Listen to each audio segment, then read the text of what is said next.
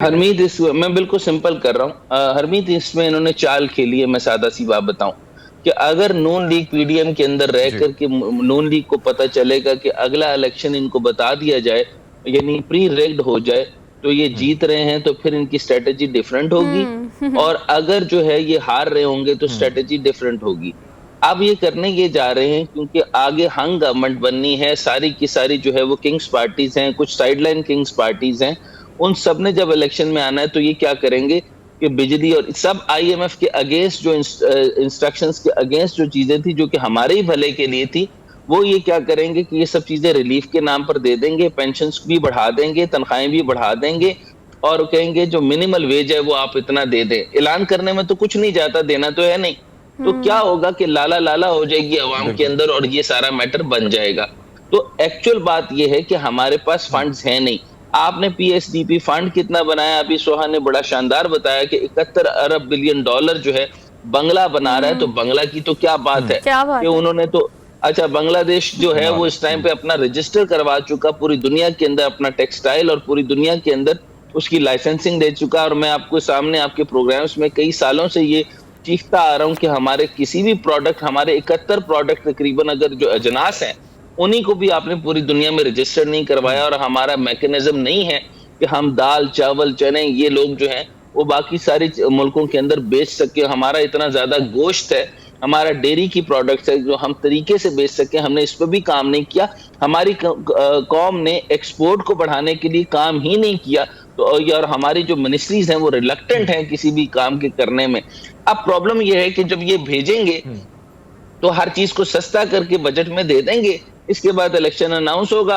अगर ये ना हुआ तो फिर इनके बाद जो अगली आने वाली गवर्नमेंट है इनके साथ वो होगी कि जो कोई पूछेगा भी नहीं। सर आप पहली इंपोर्ट बात तो एक्सपोर्ट ये है की कि बात करें, बगैर sorry for the interruption sir, ये भी चीज़ ऐड कर लें कि हम आज खुसूसन हमने सेगमेंट रखा इसीलिए कि हम कंपैरिजन कर सकें। सर बरामदाद में आप देखें ना, बांग्लादेश सर 65 अरब डॉलर का हदफ पूरा करने के करीब और जो हदफ है वो 67 है। मतलब कोई ज़्यादा फर्क नहीं है, ज़्यादा डिफरेंस नहीं है।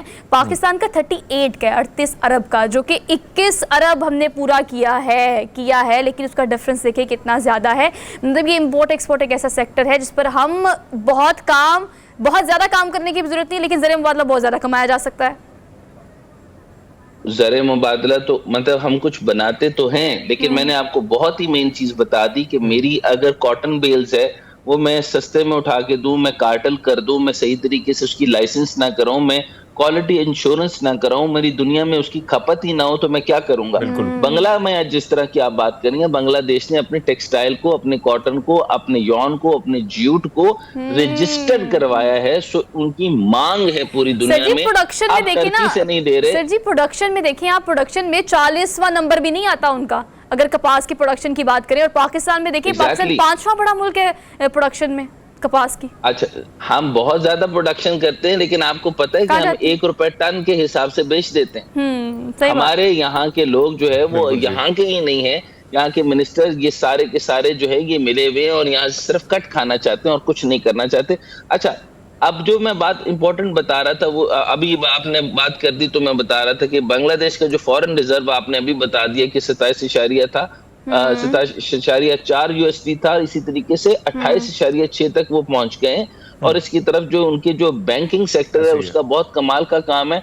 बाकी मैं मजीद उसकी और बातें बताता हूँ, लेकिन जो अगला आपका जो क्वार्टर है वो अगर मुश्किल से चल भी जाए, ये एक भी चीज याद रखें, जितने जज्बाती किस्म के इकोनॉमिस्ट अगर आ भी गए और आपके पास बता भी दिए कि हम बगैर आईएमएफ के चल सकते हैं, या आयशा गौस बख्श बादशाह की आपने बातें सुनी होंगी कि हमारे मामलात में हुँ, मदाखलत कर रहे हैं, तो मैं सिर्फ आपको ये बताता चलूं कि आईएमएफ के बगैर आप बजट नहीं बना सकते। आप हाँ, सोई नहीं हुई बना कौम सकते। है, आप ख्वाब गफलत में डूबे हुए हैं। आपके इलामा इकबाल साहब जो हैं, इलामा इकबाल रहमतुल्लाह अलैह, अगर घंटा लेके आपके कान के ऊपर भी चढ़ जाए तो इसहाकदार उठने वाले नहीं हैं।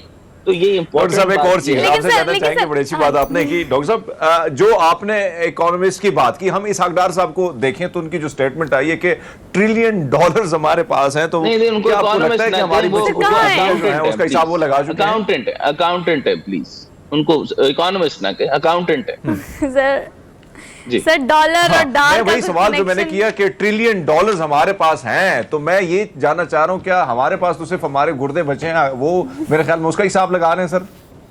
अच्छा, डॉलर के ऊपर बड़ी इंपॉर्टेंट बात करना चाहता हूं आपकी आवाम के लिए, बहुत सादा सा बताता हूं। इन्होंने एक और खिलवाड़ किया जो बजट के अंदर आपको रिपरकशन देखनी पड़ेगी। मुझे सुबह जो है ना सवाल इतना शानदार लगा, 71 बिलियन डॉलर उधर बनने जा रहा है और इधर आप 950 बिलियन डॉलर का पीएसडीपी फंड बनाने जा रहे हैं। वो भी आपको स्लैश डाउन करके 700 का करना था। एक्चुअल आपको 1400 बिलियन डॉलर का बनाना चाहिए, यानी 4.1 बिलियन डॉलर का बजट बनना चाहिए था लाजिम, लेकिन कट करके 700 बिलियन डॉलर का बनाया गया। और वो भी इन्होंने अपनी तरफ से, वजीर आजम ने कहा नहीं ऐसा नहीं हो सकता, मेरी कौम गुर्बत में नहीं जा सकती, मैं अपनी कौम के लिए भी मैंगो लाया हूं। तो चुनाचे वो अपनी कौम के लिए जब वो मैंगो लाए हैं तो उन्होंने उसको बढ़ा करके उन्होंने 950 बिलियन कर दिया। अब जब वो 950 बिलियन कर दिया तो उसके ऊपर सुने कि जब बार्टर ट्रेड की बात हुई कि उन्होंने कहा कहीं बैलेंस, इसको कहते हैं बैलेंस ऑफ ट्रेड क्राइसिस से निकलने के लिए बार्टर ट्रेड पे जाना।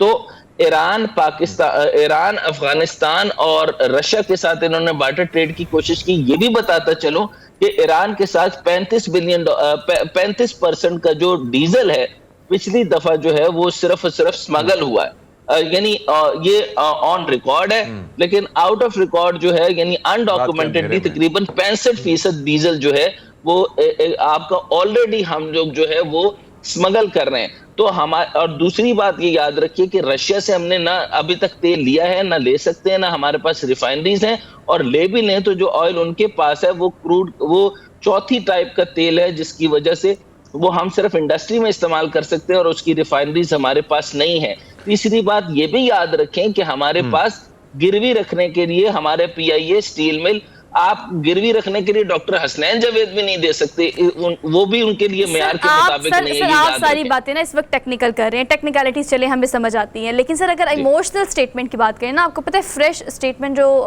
वज़ीर-ए-आज़म पाकिस्तान शहबाज शरीफ ने दी है, अब वो किस बैकअप की बिना पर ये बात कर रहे हैं, वी डोंट नो। वो कहते हैं कि अगर एक चीज समझ लें, एक चीज समझ, तो बार्टर ट्रेड जब हो रही थी, मैं तब बता रहा हूँ, बार्टर ट्रेड होती है अजनास के बदले अजनास। तो 3 चीजें थी उसके अंदर, थी पेट्रोल था, कुछ गुड्स थे और कुछ और चीजें थी, 3 चीजें थी। इन्होंने क्या किया कि एक दिन के लिए बैंकिंग चैनल के अंदर जो है वो उसको इंटर मार्केट का रेट दे दिया, यानी 286 रुपए। जब 286 रुपए दिया तो एक दिन के लिए फ्रीज हो गई, बाकी वरना ओपन मार्केट में जो डॉलर का रेट है वो 313 रुपए है। और सर आज का रेट जो है वो चेंज हो गया। और सर देखिए फिर बार्टर सूट कितना करना था ना एट दैट टाइम, लेकिन अभी सर देखिए वो किस सूट कर सकता था, आप समझिए सूट कर सकता था, लेकिन प्रॉब्लम क्या हुआ कि आप जो बजट बना है, जो इंपॉर्टेंट बात बता रहा हूं, वो 290 के ऊपर कैसे फिक्स कर दिया। यानी ये इसहाक डार साहब के खाला का घर है कि जब जिस डॉलर पे उनकी मर्जी होगी कि वो बजट बनाएंगे, और उसके बाद जो है जब ये सारी की सारी चीजें हिल जाएंगी, पेंशन अकाउंट होगा, फिर आपने फौजी बजट बनाना है, फिर आपने जो है वो बाकी जो हमारी बाकी चीजें, अच्छा सर 4 अरब के ज़रिए मुबादला की ज़खायर हमारे पास मौजूद है, जिसको मैं बार बार इंडिकेट कर रही हूँ। लास्टली ये बताइएगा कि आपको पता है वज़ीर-ए-आज़म पाकिस्तान शहबाज शरीफ कहते हैं कि इन एनी केस अगर सारी शराइत पूरी करने के बाद भी मुज़ाकरात नाकाम हो जाते हैं तो अपने पाँव पर खड़े हो जाएंगे और कमर कस लेंगे,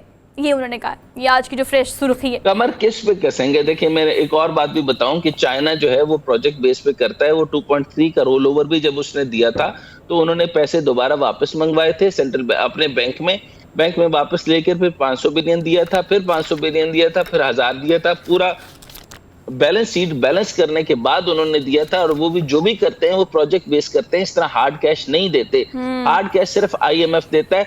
एक्सटेंडेड फंड फैसिलिटी के अंदर 9th से 10th रिव्यू के अंदर ये जाने वाले हैं। यानी आप ये समझ लें 1.1 बिलियन जो पिछला है वो छोड़ देंगे, नए यानी 24th रिव्यू के अंदर चले जाएंगे, यानी आईएमएफ का एक और बड़ा फंड देंगे जिसकी वजह से बजट बनेगा।